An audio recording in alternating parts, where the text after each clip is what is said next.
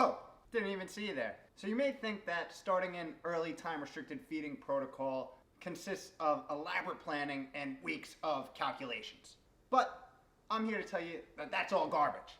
It only takes days of calculations. I'm just kidding. Kind of. Alright, what's up guys? Kevin from Lift and Balance here, and today I'm going to take you on a little adventure on what it's like in a day of plant-based, early, time-restricted feeding, aka intermittent fasting. So a few weeks ago I touched on the notion of early time-restricted feeding, basically taking a protocol of eating later in the day, say noon to 8 p.m., and shifting it to earlier in the day, say 9 a.m. to 2 p.m. If you need a little refresher there, you can check it up right up here. But long story short, there's some rather interesting data that has been shown from recent research around improvements in average 24-hour glucose levels, insulin levels, free fatty acids in the body, as well as some interesting changes to circadian rhythm and longevity gene, just by shifting that eating window earlier in the day. So for me personally, over about the last year and a half, I've been following a early time restricted feeding schedule with my typical eating window starting at 9 a.m. in the morning and ending by 3 p.m. So that is a daily 18-6 fasting protocol, 18 hours of fasting including overnight, and 6 hours of feeding from that designated window.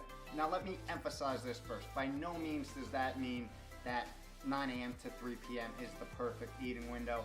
That works for me, it fits in my schedule. You and your schedule, you and your life variables are totally different. So this is just a little exploration in what I've been doing lately, and hopefully it provides some valuable information to you and your N of 1 journey. It's also super important to be flexible. As we reviewed here in this intermittent fasting field guide, definitely worth a watch if you're looking into implementing a fasting protocol. So let's walk through a typical plant-based early time restricted feeding day that I live. You ready to go? All right. So typically I wake up like this, outside with a kettlebell in my hand. Okay, sorry, that's only on weekdays. But I am an early riser and I have a routine that I do every single morning that gets me in a good physical and mental state. At a high level, it consists of water, some morning movement, typically some sort of yoga flow, and some meditation, all within 30 minutes of getting up. I travel a lot for work and this routine travels with me. It travels super well. After that, it's time for a workout, and wherever I may be, I either head to the gym or go outside and get some space to get my sweat on. I prefer working out in a fasted state. Again, that works for me. That's where I'm comfortable. Again, you are different.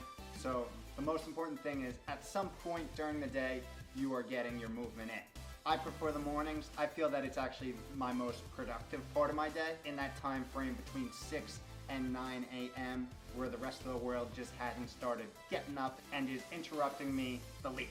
So after working out and after I get a shower, I usually grab either some green tea or some coffee and go and tackle my most critical task of the day, that is identified the night before. And typically when that's done, around 9 or 10 a.m., it's time to eat. And this first meal of the day is usually my biggest meal of the day. It is a breakfast that I have 80% of my mornings. I can eat it a million times in a row and I will not get sick of it. It consists of a bean-based lettuce wrap with broccoli sprouts, some red onions, some fresh garlic, a little olive oil, a little salt, some hemp hearts, all wrapped in a beautiful romaine leaf to enjoy. I'm starting to drool just thinking of it again. And this has got me pretty convinced that romaine wrap life is the best life. Like I said, I can eat this every damn morning. And in fact, I typically do. And let's just pause a second, and I want to hop into something that I've recently tried to do. And recently I've been trying to implement somewhat successfully and somewhat horribly and failing. But that's how we get better. So something that I've been trying to do is to sit down, breathe, and relax before I begin to stuff my face, which, might I add, has been deprived food for 18 plus hours typically. No easy task. And the reason I do this is how we're biologically and physiologically wired. Now, think of it this way. When we're stressed out, our body is trying to mobilize energy. the fastest and most efficient way to get that energy, if it's not stored as glycogen in your muscles, is to start breaking down fat and converting it into energy. The closest fat deposits that we have is our visceral fat. It's the fat that lines our organs. It's that deep fat. And that's where we mobilize the energy when we're stressed. So what new research has shown is when we're stressed and we're eating, our body wants to store that excess energy somewhere close by. So what does it do? All the excess energy that it doesn't need, it stores it as visceral fat, which is the type of fat that puts you at the highest cardiometabolic risk. So what I've been trying to do, like I said before, sit down, breathe. It's all about activating your parasympathetic nervous system, your rest and digest nervous system.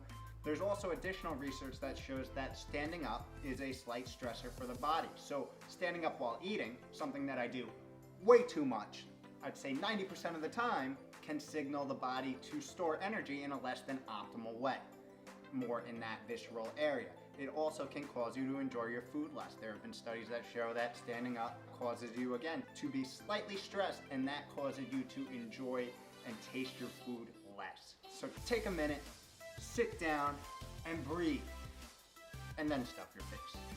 Got it? Cool. So back to eating. That first meal of the day is typically my biggest meal of the day. The rest comprises of some healthy snacking for the rest of the window. Now at this point, I probably have about 4 hours left in my eating window, and I turn to fruit, nuts, some salads, some sauteed vegetables as my afternoon go-tos. I've also been all over sweet potato fries lately. I encourage you to try this. Get some organic Japanese sweet potatoes, wedge them up or slice them up, throw them in a bowl with some avocado oil, a little salt, a little pepper, a little oregano, mix them up, put them in the oven, and then chow down with a little guac. You'll thank me later. Back on track. Another thing I've been focusing on is seasonal eating. Eating what would be naturally available if we did not have all these machines and shipping overnight and all the advanced methods of shipping food all over the world without it going rancid. So it's a work in progress, but it's something that I think is beneficial and can help our body operate optimally. Work in progress. And by the time I have that big meal and 2 or 3 snack meals throughout the day, we're all set. It is 3 p.m. and the eating window has officially closed. Another side note, like I said, I'm on the road a lot for work. This obviously is a day eating when I am stationary, when I'm in the house or I'm in the apartment. Now you might think this all goes out the window when you're on the road. Don't worry, got you covered. How to travel healthy. Check it out.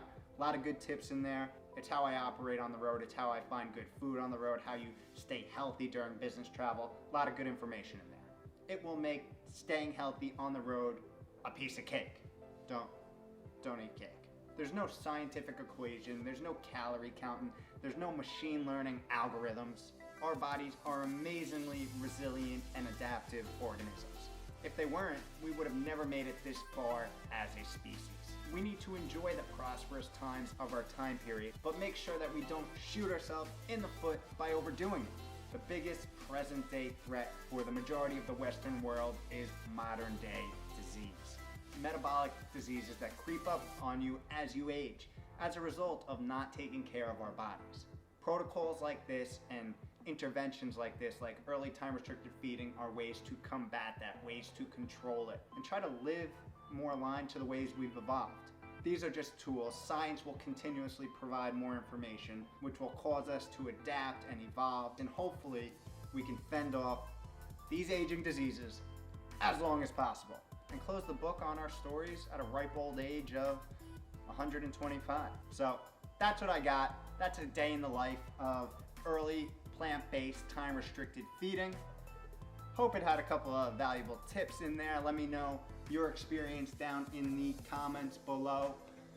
Other than that, I gotta figure out how to stop waking up with kettlebells in my hand. So suggestions for that too, I'll take them. See you guys on the flip side.